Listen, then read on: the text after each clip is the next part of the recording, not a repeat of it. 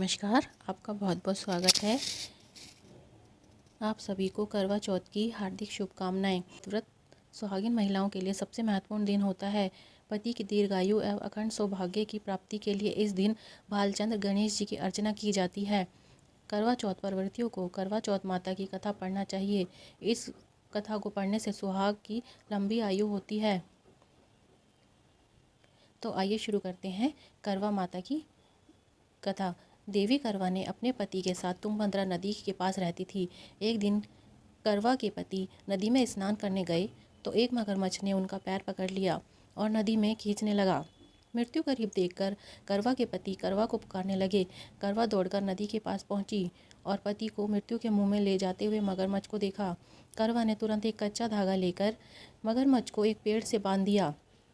करवा के सतीत्व के कारण मगरमच्छ कच्चे धागे से ऐसा बंधा कि टस से मस नहीं हो पा रहा था। करवा के पति और मगरमच्छ दोनों के प्राण संकट में फंसे थे।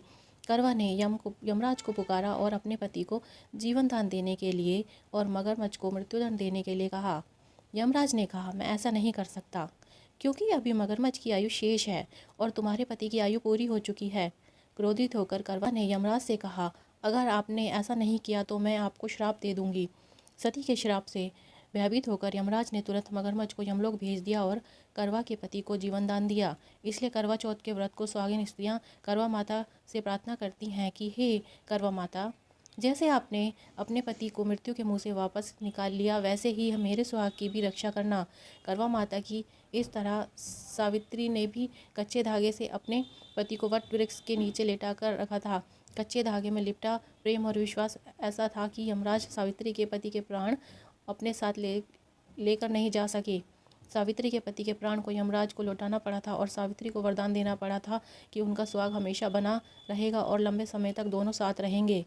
थी करवा चौथ पर सबसे प्रसिद्ध करवा माता की कथा। हे करवा माता, जैसे आपने अपने सुहाग की रक्षा की ऐसे ही सबके सुहाग की रक्षा करना और सब पर अपनी कृपा दृष्टि बनाए रखना। अगर आपको मेरे द्वारा सुनाई गई करवा चौथ की ये कथा अच्छी लगी हो तो प्लीज़ कमेंट में जय श्री गणेशाय ज़रूर लिखना। आपका बहुत बहुत धन्यवाद।